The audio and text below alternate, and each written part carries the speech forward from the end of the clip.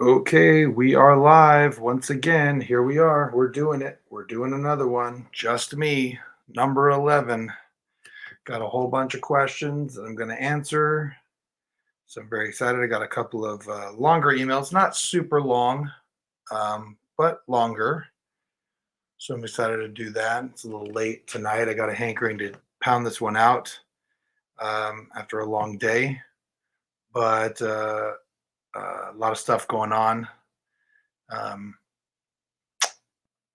just a lot of stuff going on, but that's okay. There's always a lot of stuff going on.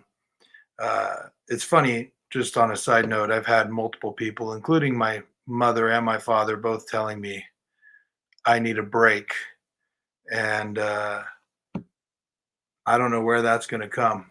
I got a lot of stuff going on. But you know what? Still achieving, still still doing great. Work is great. The podcast is doing very well. Kids are doing great. Couldn't be prouder. My son is currently in New York with his choir. They just got top billing. They got the highest award possible. They tied with two other schools for the number one overall, which was particularly impressive because John Adams Academy is a very small school compared to these other schools that apparently have multiple choirs and multiple ensembles. So that's quite a feather in their cap.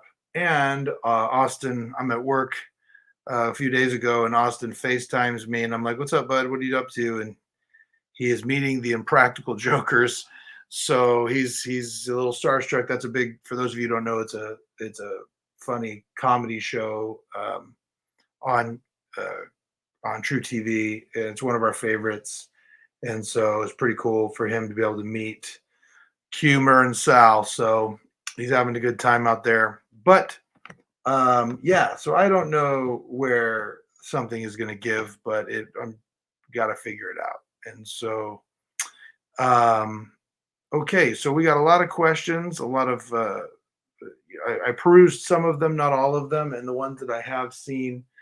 Um, a lot of interesting stuff about just different questions, some wrestling stuff, some therapy stuff, some uh, other things as well. So yeah, let's just get right into it. So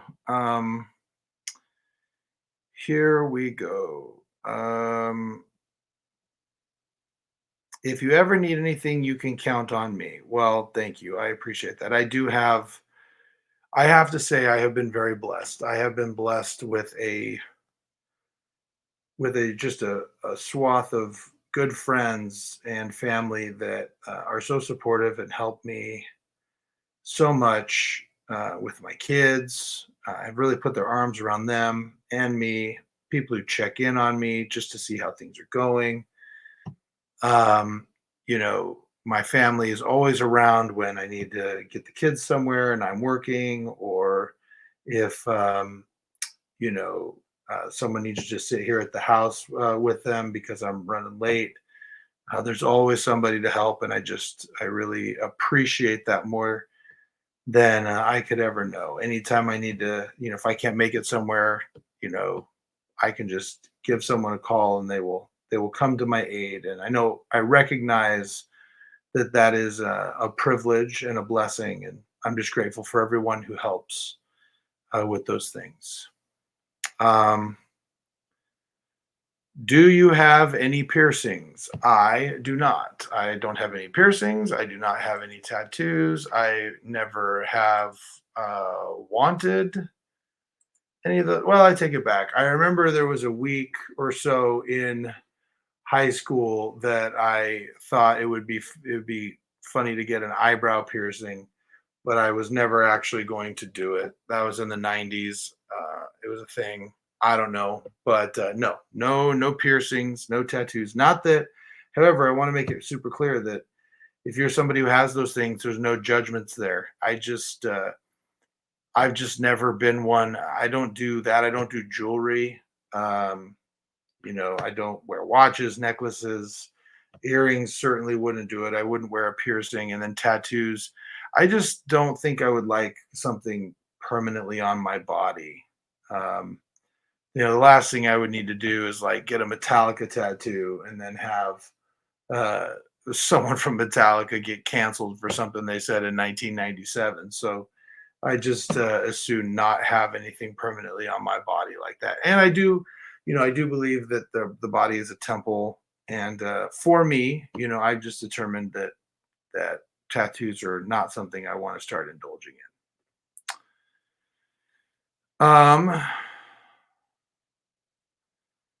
Let's see.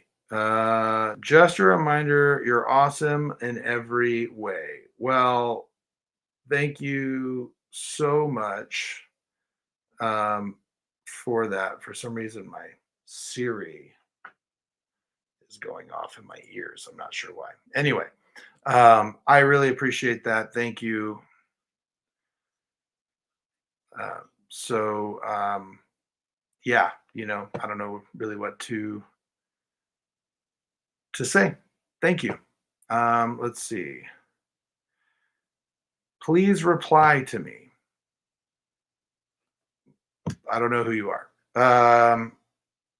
Yeah, I try to get back to everybody the best I can. I think I shared on my last podcast or my last Just Me podcast. I have a hard time replying to people sometimes. I'm so inundated. I probably get no joke. I probably get 300 to 400. Well, that might be on a bad day, 300 emails a day. Uh, and I currently have 156 unread text messages. I have a bunch of unread Facebook and Instagram messages. And it's not that I don't want to answer these people. I just get so inundated that it's hard for me to get back to everybody all the time. So if it's something that you need to get a hold of me, if you have my phone number, you can certainly call me. And then on top of that, also, if you try again, I'll get back to you eventually for sure. It's not anything about you; it's about me. I just get so wrapped up in so many different things. Sometimes it is hard for me to get back to anybody who's not a client or one of my kids or somebody who is exceptionally close, like a family member. So um, just know that's not, yeah. So let's see. Everyone likes you. No, not everybody. I can think of I can think of some defense counsels and a certain dude out there, one dude out there who definitely doesn't like me. But other than that, I appreciate that. One thing that I have, uh, I do take pride in is I don't think realistically that there's anybody who has what I would call a legitimate gripe about. Um, I don't recall ever having anybody. I don't recall ever losing a friend um, over something I said or did to offend them or hurt them that I am aware of. If somebody's listening to this and like, well, I got an idea, please tell me because I'd like to rectify it. Um, but there are a couple of people out there who I view as illegitimate gripes. Um, I mean, maybe one's a legitimate. Anyway, here, regardless, I do take pride in my long-lasting relationships, and so I do appreciate that everyone likes me. A lot of affirming comments. That's nice. I appreciate it. My best friend thinks you're so cute. Thanks. Yeah, I'm guessing it's the same person who keeps sending this stuff. I don't know what you want me to do with this, but I appreciate it. Thank you. Okay. Has anyone ever told you you look like Ben Affleck? Uh, only every day of my life. I I don't see it. I've heard it a number of times. I've come to accept it, and there are worse things, I suppose. So appreciate it. Thank you very much. Let's see. What is your favorite thing to do at work when you are not supposed to be doing it? Ooh, I don't know. Uh, FaceTiming. uh, uh, no, that or there have been occasion where, due to somebody's schedule, if it's a podcast I've really wanted, I have taken blocked out some time during the workday to do the podcast. Although I would say that I work make the work work. The good thing about my job, I work a lot of hours, but I get to kind of decide at this point what hours I do work. So if I need to take a couple of hours during a day, or there's somebody I need to talk to, or I need to run an errand, I do have that ability, which I do appreciate, and I have a fantastic staff to keep. I would say, quite frankly, like, the staff I have now is probably the best staff I've ever had, and that's no knock to my prior staff. I have wonderful staff. Um, I've been blessed with a number of good secretaries and law clerks over the years, but we are just gelling at a great rate, and it's the first time where I feel confident in taking trips and not being necessarily worried that everything is going to burn down while I'm gone. So I greatly appreciate that.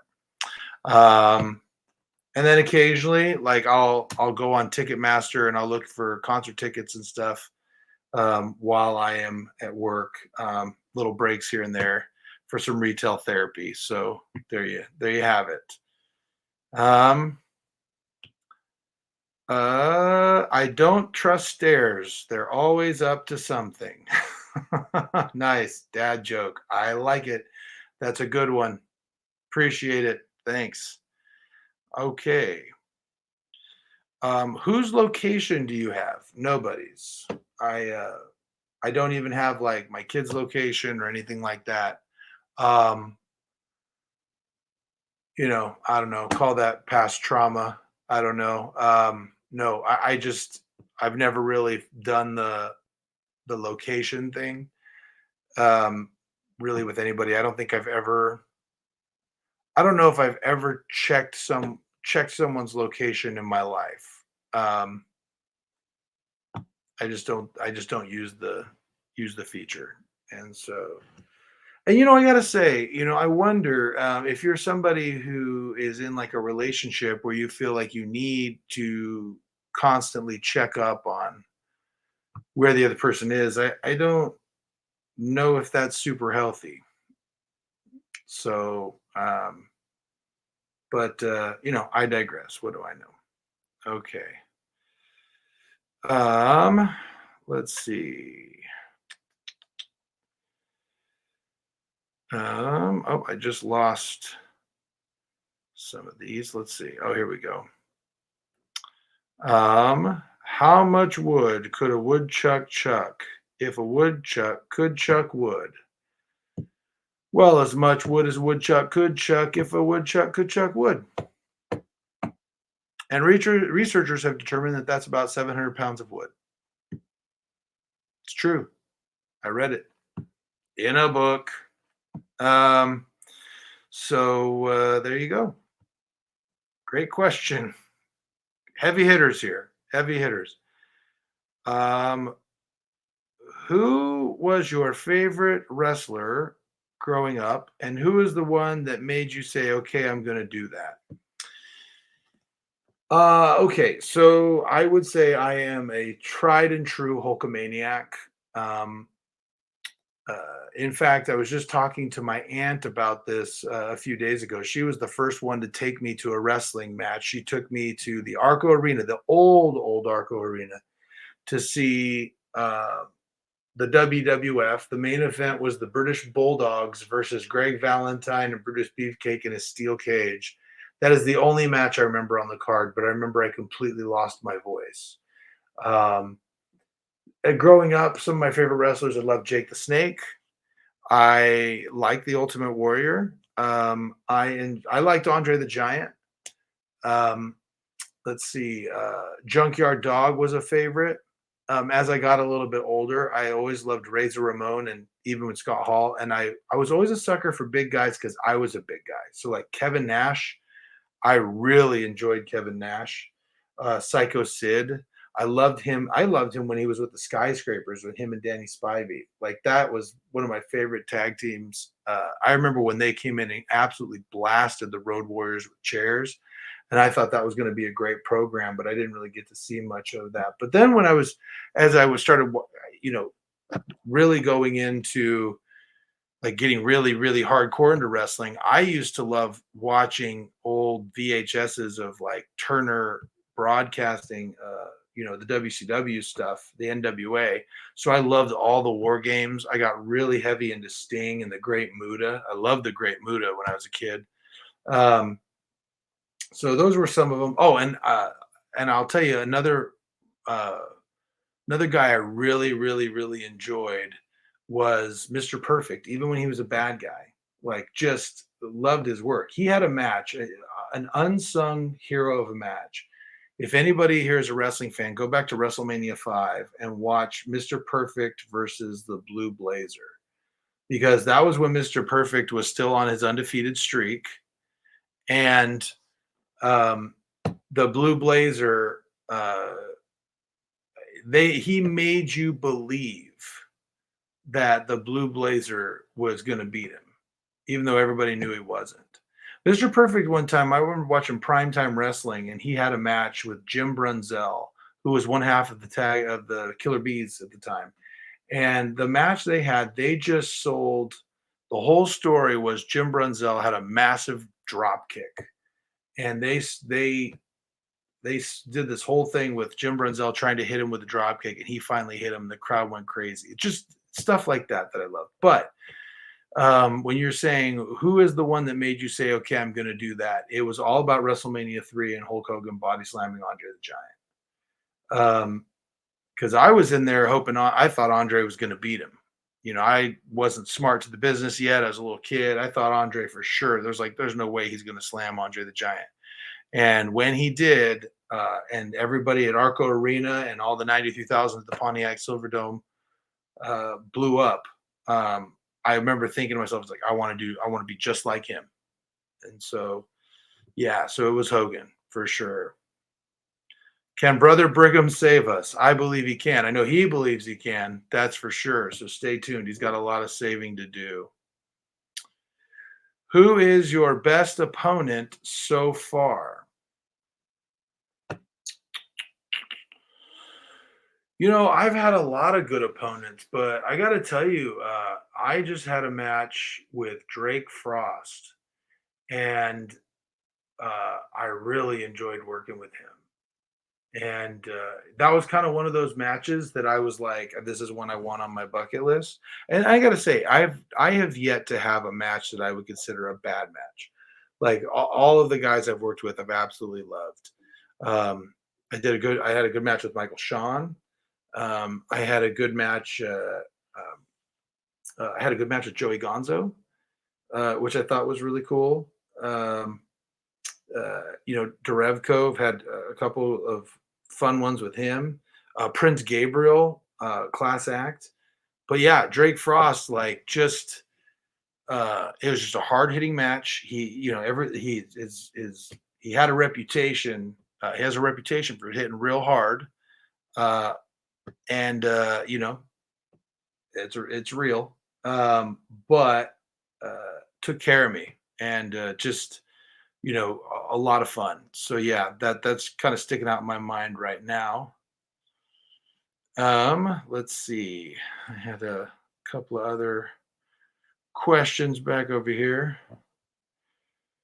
Um, let's see. Let's see. Since you are working so hard in the gym, when can we expect to see the debut of Trunks or Bikers?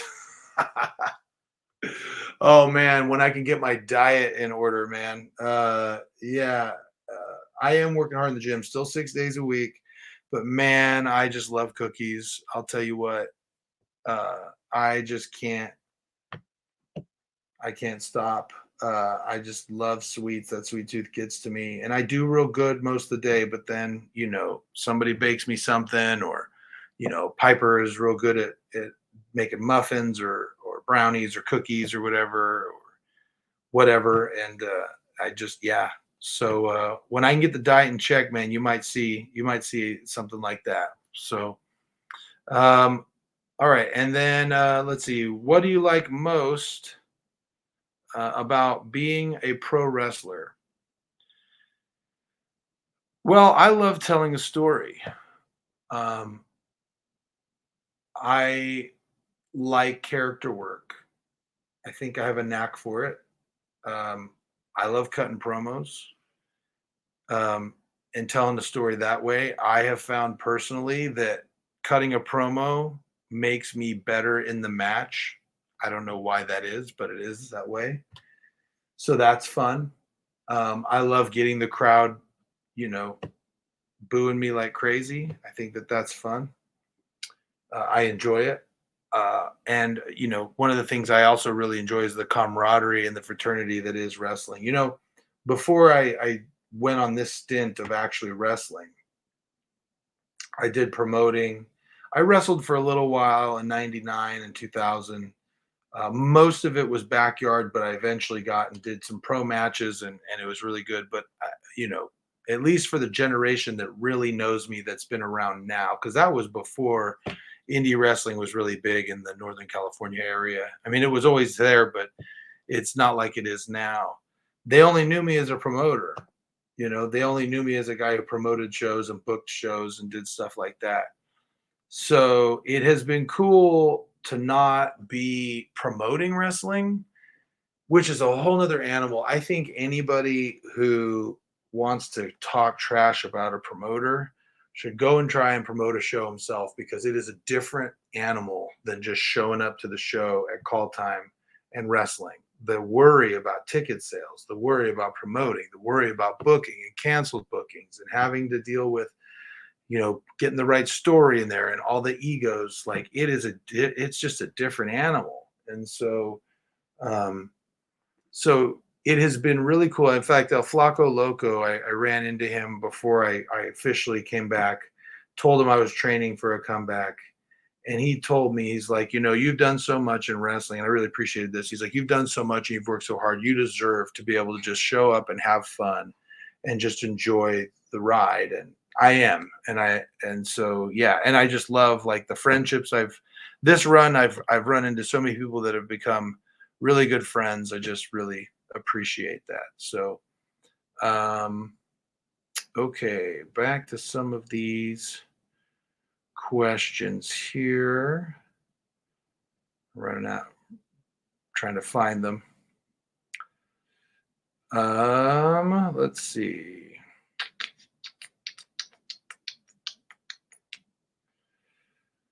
How was the career fair? So, for those of you who don't know, I went to the John Adams Academy Career Fair to represent Dryer Babbage, my law firm, and I had a great time. Yeah, it was a lot of fun. They placed me right next to the Citrus Heights Beauty College, which was really funny because they had some hairstylists there that were just like curling hair. So all the girls were standing in line to get their hair curled, and some of the guys. But it was cool to sit there and watch as some of, like, Austin and Piper's friends would walk by, and Lexi's friends would walk by, and they'd recognize me, and I get a chance to talk to them. They get to ask me about what I do. I was super impressed with all the kids and their intelligence. I had a number of kids who were definitely talking about training training, being a lawyer and what it meant. A lot of kids who didn't really know what they wanted to be, and that's okay. Um, and it was just great to see them and get to know them. So yeah, I had a great time. They asked me to to come back next year. And I told them, as long as the schedule permits and I'm not in trial or I'm not out of town, I would love to be back next year. And even got approached by the mock trial teacher asking if I might want to be an attorney coach, which again, like depending on the time commitment, I would love to do as well. So yeah, I think all around had a great time. So let's see. Um, who are your best friends? I have two best friends from middle school. Um, they I would say I keep in contact most with one of them. Um, and well, best friends are hard to come by. I mean, or hard to describe. I would say like I keep in contact with both of those guys pretty regularly. One of them a lot more than the other, and then I have a great friend from my basketball team in high school, Jim Bales, who I see all the time, who I love to death. So yeah, those are my best friends. Just had them since middle school and high school. So um, there's that. Let's see. Okay. Let's. What is one thing that you hope to teach your kids? Hmm. You know, there's a lot of things that I would hope to teach my kids, and I think I do my best to try to have teachable moments here and there when they need it. I'm grateful for the times that I get to hear the things that they worry about. But I think if there was one thing um, that I would want them to know is that uh, my love for them is unconditional. And it has been from the moment they were born and has not changed since. There is nothing that they can do to make me love them more, and there's nothing they can do to make me love them any less. I just love them 100% right now. And that, I all of my kids have expressed some things that they struggle with, things that bother them. They definitely have things that they're working on. Just like everybody else, they're not perfect. And I'm working with each of them on different things. Um, but I want them to know that I'm not going to love them any better when they become better. Uh, I love them 100% right now. And it doesn't matter if they ever change. It doesn't matter if they don't want to change.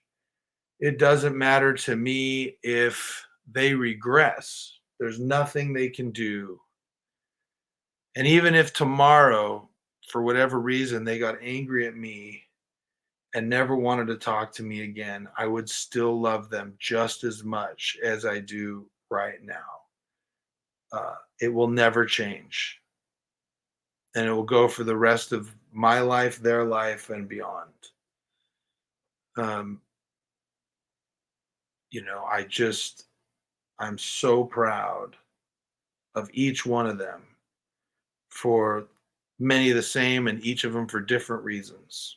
And I hope, they've been through a lot and, you know, sometimes, they struggle with, I don't know, I don't want to pull the wool back too far, but my love is unconditional, period. And I just want them to know that. And I hope that they feel that. Okay, so I got two emails. They're not super long. One actually came, I think, from the career fair. I don't recognize the name, but I'm not going to share the name anyway. I don't recognize it, but Um, we're gonna, hit it up. This is a question like I said, I'm assuming is coming from the career fair. Uh, Dear Mr. Edlow, that's aging. Um, Thanks for talking. Oh, well, it is from this. Yeah, right. It is. It's late, guys. Sorry, I'm recording this real late. Okay, so thanks for talking to me at the career fair. I am interested in being an attorney, and I'm curious about what classes I should take. Honestly, my grades aren't great, so I'm not even sure if I could get into law school. Do you have to have a certain grade point average to get in? Okay, so um, classes you should take in high school. I mean, you're pretty much set in electives and everything. But if you have extra electives, I would say it depends really on what kind of attorney you want to be. And this is something I talk to a lot of the kids about at the career fair. So there's so many different areas of law. I am an attorney that prosecutes civil cases and does go to court. And so that requires you to be willing to stand up in front of people and be the center of attention and do some public speaking. And that is hard for many people. Anybody who knows me knows that I have no problem hearing myself talk and being the center of attention. So for me, it's perfectly suited, but not for everybody. If that is what you want to be, I would recommend you take any classes you can that get you up in front of people. So if you have a class like, a drama class or a public speaking class, a debate team, if you have uh, a, any sort of class that would require you to give multiple speeches, I would take those classes. I'd also take any class that teaches you to write and write concisely and well. Um, Short writing is the most important thing that you could possibly do as an attorney. I couldn't even tell you. I never would have imagined I would write as much as I write in my practice. So those are some things that you can do.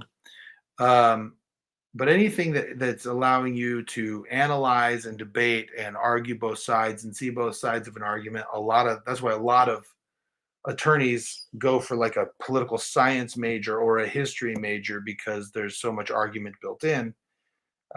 Those are the classes that I would take. Now, as far as this other thing, do you have to have a certain GPA to get in? So you do have to have a certain GPA to get into the top ranked law schools. So you can go on, I think it's the US News rankings, and you can find generally the information of what like the 75th percentile and 25th percentile of um, students um, grade point averages are. And of course, there's also an entrance exam called the LSAT that you have to take. Um, and there are courses you can take to prep for that, but the higher your score on the LSAT, the better as well. That being said, though, you do not have to go to a top law school to be successful. I went to McGeorge. I started, first of all, and let me also preface this, and I heard this a couple of times, and I kind of said some things that I don't think the teachers would like, but regardless, I'm going to say them again here, and that is this. Um, my grades weren't great either in high school.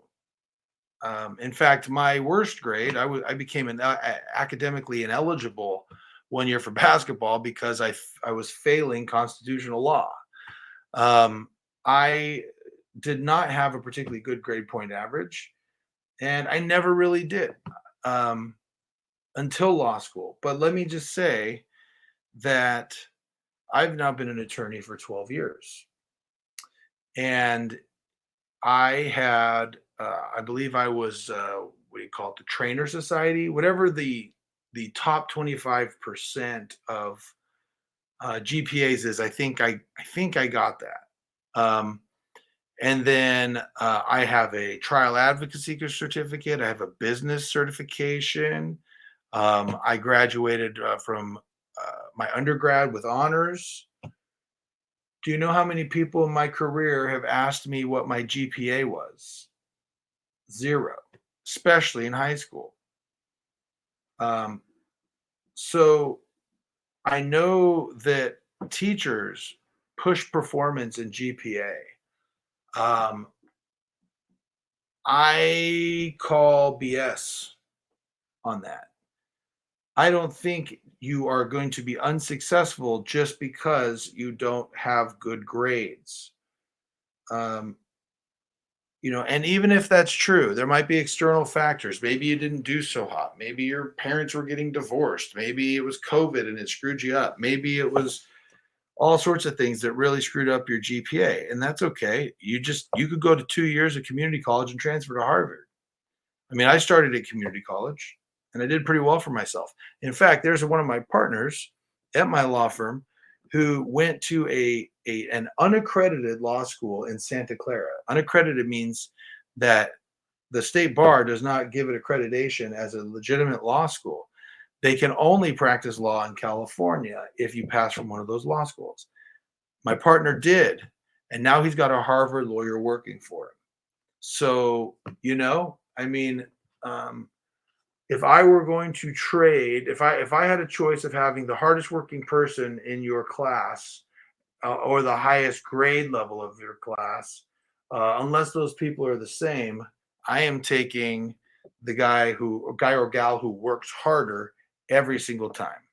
So, um, to me, grades are not as important as performance and can you do the work. So anyway, that's a long way to answer your question. That you do need good grades to get into a major law school, one of the top 25 or even the top 50. But I wouldn't fret if your grades aren't great because you could do a lot to change that. So okay, there is that one. And let's see. Okay, we got one more question here. All right, so Josh, thank you for doing the podcast. I love the different areas you touch on and the stories your guests tell. I don't necessarily listen to them all, but the ones I do, I get a lot out of them. Well, if you get a lot out of them, you should listen to all of them, right? Share them with all your friends and subscribe, have them subscribe, right? That's what we should be doing with that. Anyway, but I digress. Appreciate you listening when you can. So, what are your thoughts on therapy? Oh boy. My wife and I have started therapy. We've been going for a month or two, but I don't really see the point of it. We tend to always focus on me instead of focusing on us. I have things to talk about too, but I'm not getting a chance. Any thoughts you could provide on that? Well, I don't know your situation at all. I don't know your wife. I don't know your therapist, and I don't know what your issues are. So hard for me to say on those fronts. Say anything specific about your gripes here about always being focused on, or that you're not allowed to talk about the things you're talking about. By the way, triggering, but regardless, I digress. I would start by saying this. You've only been going to therapy for a month or two. I don't know the space time if you're doing it every week or every other week or once a month or whatever. Um, but I don't know if that is enough time to really work through any issues or make any, significant progress. I would give it a little more time. But that being said, I have a lot of other thoughts about therapy as well. And I hope, as I preface this, I sometimes worry when I get an email like this. I worry about commenting on it because I don't know what the dynamic is between him and his wife. But what I can tell you is that if you're somebody who's extremely emotionally immature, sometimes you'll take what you hear that you like and you'll weaponize it against the person that um, that you're going to therapy with. So I really hate commenting on this stuff because I'm afraid if this person, I don't know him very well, but if he's, emotionally mature or a narcissist or whatever you want to call him, I am afraid that he's going to try to weaponize what I say. But I do think that this is a decent question, and I've got a lot of thoughts, so I'm going to fire away. First, I would say if I were to venture a guess, I would guess that the first person to say everyone needs therapy was probably a therapist. It sounds a lot like a chiropractor with a maintenance program, right? Oh, everybody needs therapy. Yeah, I'm sure everybody needs chiropractor too, but you don't see everybody going to the chiropractor's office and just laying on the chair and getting popped. And I would also tell you, based on my experience in this area, um, and also just doing this podcast, there are a lot of bad therapists out there. I think I recently said on a podcast, I bet you if I wanted to, just based on the people who are contacting me wanting to come on this podcast, um, if I wanted to, I could fill the entire rest of the year twice a week with therapists and life coaches if I really wanted to. I don't, but I could. And so there are lots of bad therapists out there. There has to be just by the numbers. But that being said, there's also a lot of bad clients out there. So I would say I don't think a month or two, based on what you're sending me, is adequate time to really assess whether therapy is going to help you or not. Or maybe I'm wrong. But I would tell you that there are some signs that I think are important when you're doing therapy to determine whether it's helpful or not. One being, are you being given any tools to actually fix whatever your issues are? See, I understand the concept of therapy. The you know, I understand the idea that if you can figure out where these things are coming from, the things that you're doing, why you're doing them, then that will help you take the steps to correct them.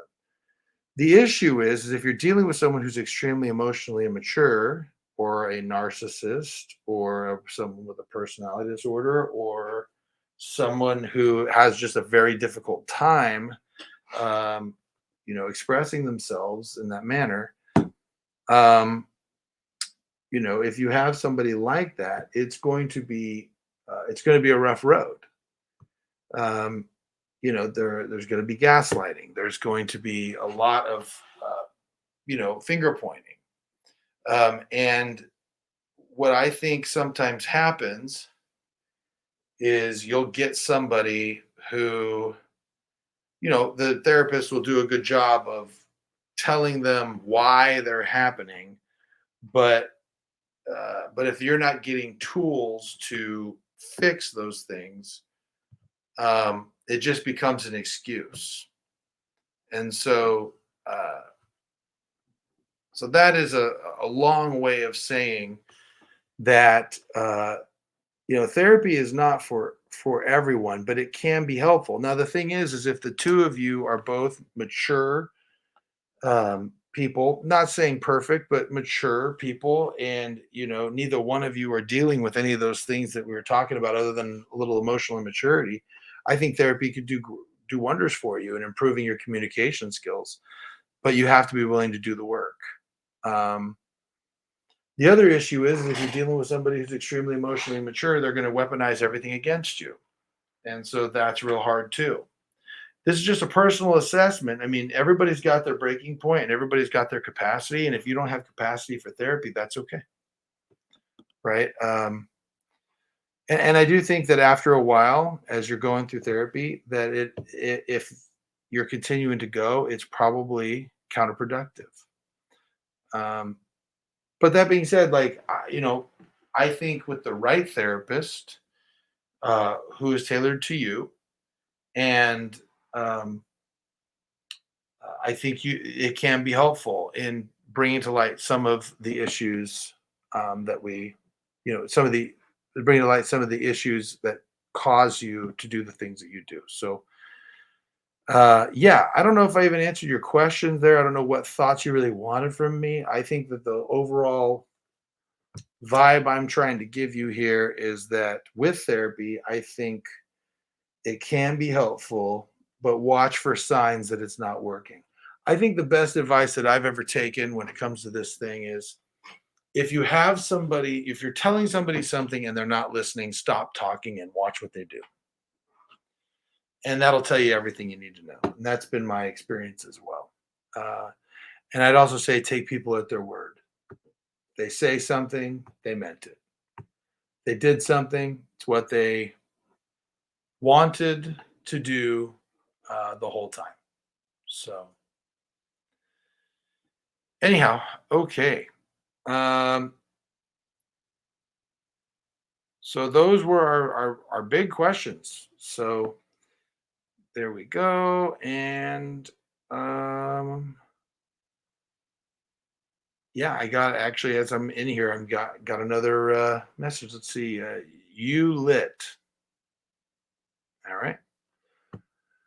Well, good. I'm glad I'm lit. I appreciate everybody who listens. I appreciate everybody who goes on, who comes on as a guest. Someone recently asked me if I take podcast guest recommendations, and I absolutely do. So if you think you know somebody who would be a great podcast, send them my way. I'll reach out to them and see if I can set something up. Um, we got, like I said, we got a lot of exciting stuff coming up in the next month, and just really grateful for all the support I've received uh, with regard to this podcast and beyond.